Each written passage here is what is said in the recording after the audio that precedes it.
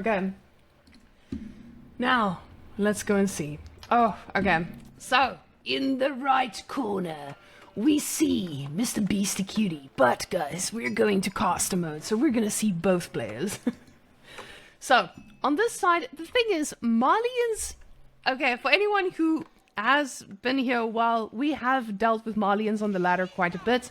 They have been cheeky. They've been slapping us around a little bit, and they're really strong on the ladder. But we will see what this looks like in a game like this. On the ladder, they have a really strong castle age, and a lot of people struggle dealing with that. Beasty doesn't think that Malians are good. He never has any issues, but now with the recent nerfs, I'm expecting this to be a very one-sided game when I listen to how Beasty speaks. Now, firstly, I don't like this position of his house. I would have preferred to put my mining camp here, because if you put your mining camp here, then you are going to be closer to your TC when he does harass you from this side. But again, this map is easy to wall off, so he probably won't be dealing with things too scary. So it probably doesn't matter where he puts it. He's most likely going to put his mining camp here, and his landmark over here, even though he doesn't need to. He could most likely just make houses all around and put a mining camp here. His landmark, the landmark that shoots, basically the strong-ass tower, he would be able to put it anywhere. I don't think he has any limitations, just because of how easy it is to wall off here and live your best life. I think that this is a good map for Malians if you can get a lot of stuff done. The issue... Where are you going to put your mining camp? Are you just going to work off passive gold? This is interesting. So he didn't leave space for a mining camp. I don't know if this was by accident or why he would do that. His villagers slightly confused as well. All his villagers are back onto food, which is very normal for Malians. He's sending that guy as well. But there we go. Let's go back here. We see this poor little Imperial official, a unit I've never made in my life. Even though I've played Chinese many times, he is doing what he does best, supervising. So, on this side, we are seeing a lot of food gathering, a lot of villagers on food, and this guy is going for wood. Now, initially with Malians, you want to rush your age up, but because he didn't get a mining camp, I'm honestly not sure if he's going to make the units that pump out into Beasty's face.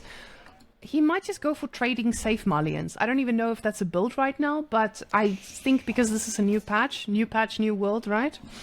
Beasty is going to age up very soon. They both are ready to age up.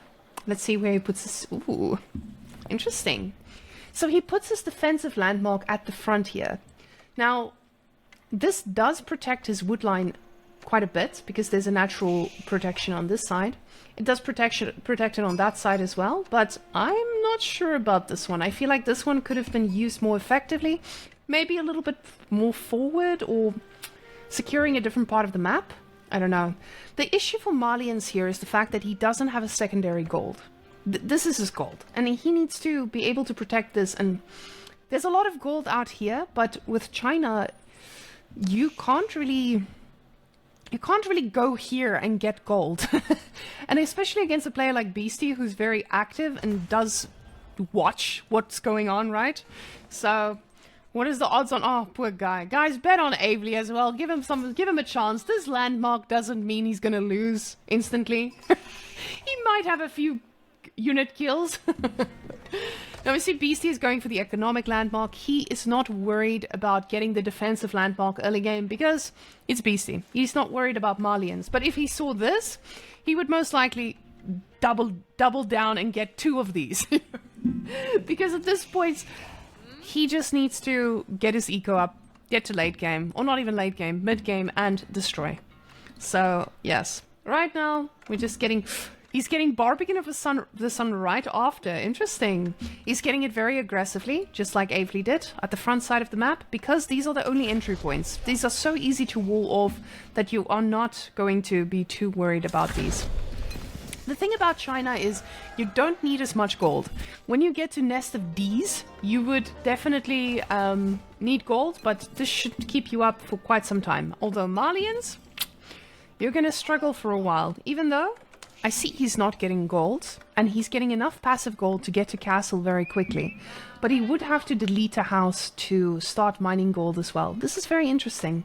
I didn't realize this is going to give him this much gold. As you can see, this pit mine gives passive gold for every extra house that you have around it. So, yeah. Let's see. Beastie is probably just going to play a safe game. I don't foresee him going too aggressive with regards to units, pumping out units too early on. He doesn't need to. He knows it's China. He just sits back, he waits for Malians to get castle, and he outproduces Malians. Now we do see Avely getting a little stable out. I mean, it's a stable decision to make, right? Right? So, is Beastie playing in the next room? Yes, he is. Now, on this side, we are seeing the wonderful, wonderful stone outcropping, and this means that we are going for a second TC, of course. So, Beastie going for a second TC, he's playing it safe, he's getting a wall, not the end of the world, the Barbican is protecting his front, he doesn't need to worry about this at all. The Sofa is going to get tickled a little bit, but the Sofa is a chunky boy, he doesn't worry about those shots. He gets 2 shots, not the end of the world, we see that Beastie is going to wall these off, and we're seeing out a few more Sofas. So, I'm expecting, wow, so this is going to be an early Sofa aggression. He's definitely not going the castle pump landmark. And as you guys can see, like I said about the gold, 1 gold is not going to be enough. The thing with Beastie is, he's usually a guy who would scout and see stuff like this, because this is a very cheeky play. This is something I would do on ladder, and there's a reason I'm not in this tournament. Now, we do see the Sofa coming in. He gets through. He's just going to clap a little bit. But the Spearmen are ready. The Spearmen are ready, and they are poking. Their sticks are out. They're ready to... There we go. Let's see. Oh, dead. Dead. Yeah, take that stick. Yeah. Get him. The horse is faster than the leg boy. Fun fact, guys. Horses run faster than humans. Did you guys know that? Huh? Now, he's not even going for any mining camp whatsoever. He's going for the passive gold income all the way. So this indicates that he is not going the normal H3 landmark. Now, for those of you who don't know the game that well, Malians has a landmark that makes a lot of units with just gold. And maybe he's not even thinking about H3 at this moment and just putting a little bit of pressure on in feudal. But basically, if you have enough gold, you can just keep printing units and you can keep putting them into the opponent's base and getting rid of them. The other landmark is the cow landmark. You get a landmark here and you build cows around it and it gives you more food. Now, that could most likely sustain a little stable economy, but yes, I think that's it. Beastie has walled off, the sides are safe, and now the harassment is over. And I feel that Avely... he put quite a bit into Sofas, you know, he got the upgrade for Sofas, I believe. Oh, no, wait, these are still normal Sofas. I forget H2 and 3 Sofas. Yeah, ignore what I just said. I still suck at this game as well. But again, just passive gold. There's no mining camp coming. I wonder what he's going to do over here. This sneaky little villager, just living his best life. Where are you going, sir? What is that? What is das? Was ist das? Das ist ein Wolf. Kill the wolf.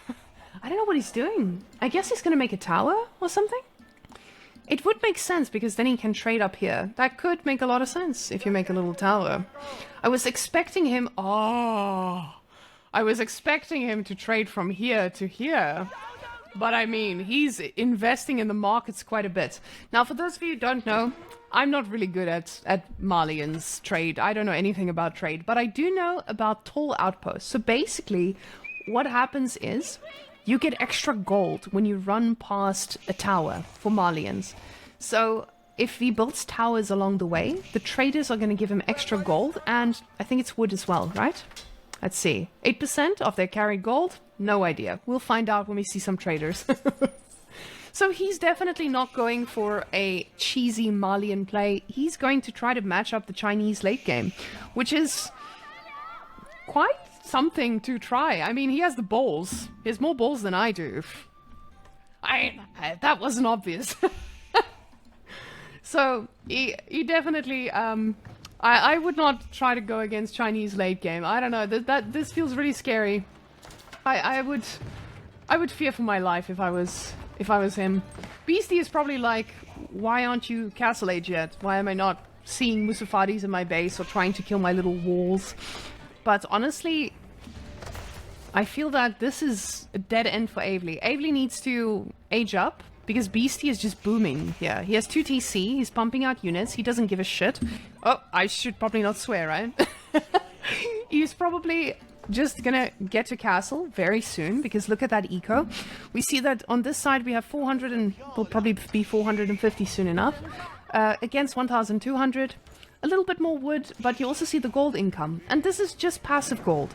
So, and like I told you guys a little bit earlier, Beasty scouts. This is not going to work against Beasty.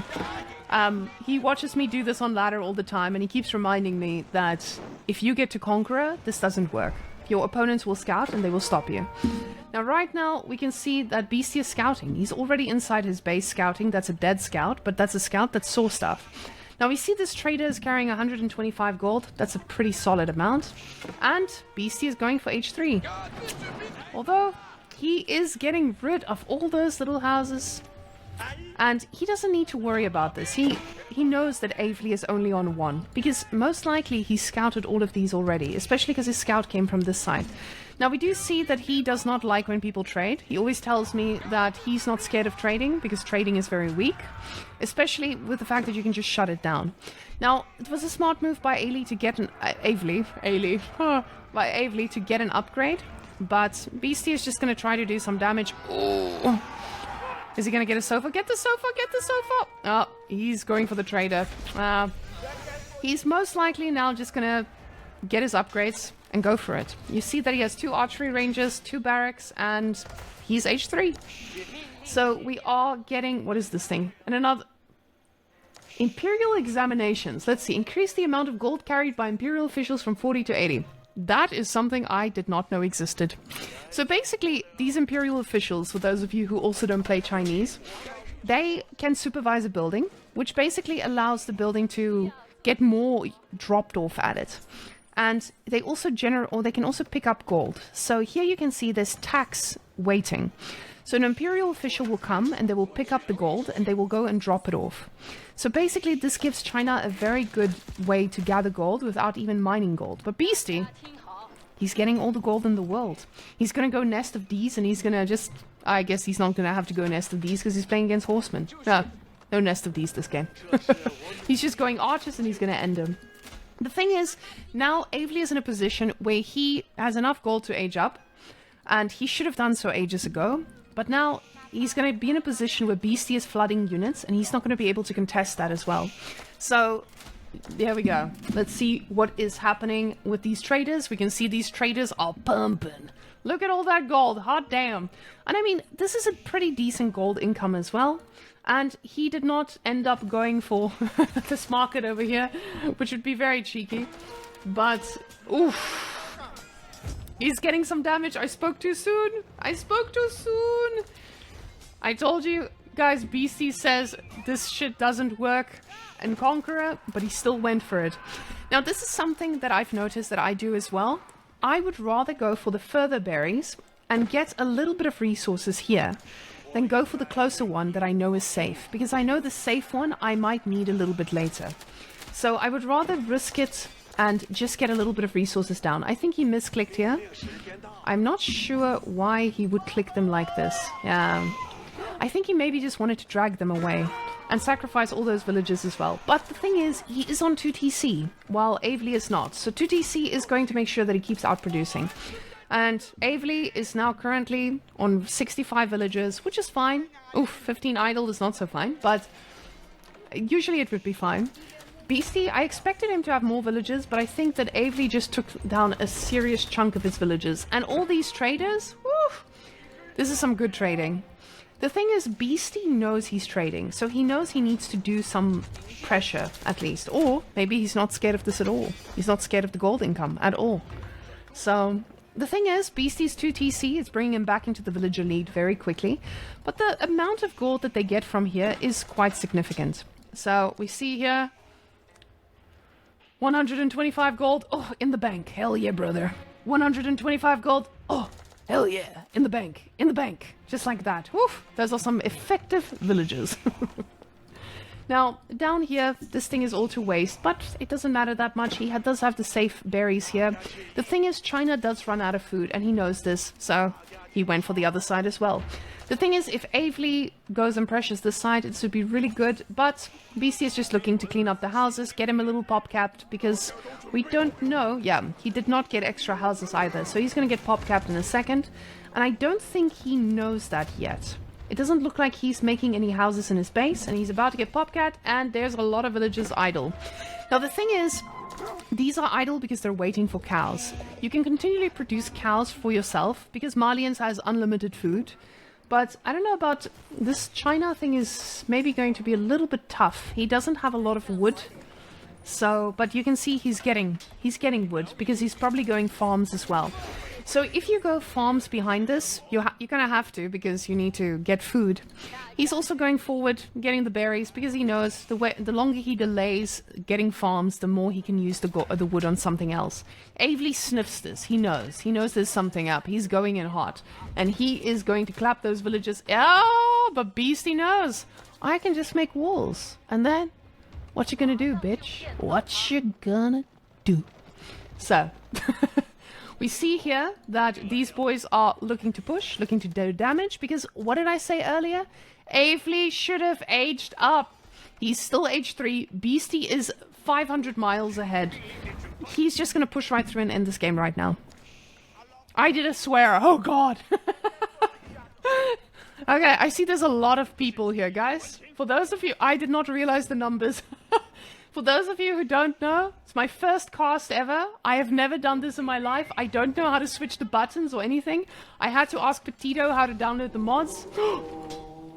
Okay, this is a Beasty special, guys. This is a Beasty special. He loves woololoing. If he's just doing it to tell people, I got the relic, bitch. What about you? We don't know. Or maybe he's just trying to distract him. He's most likely trying to just distract him. But, you know...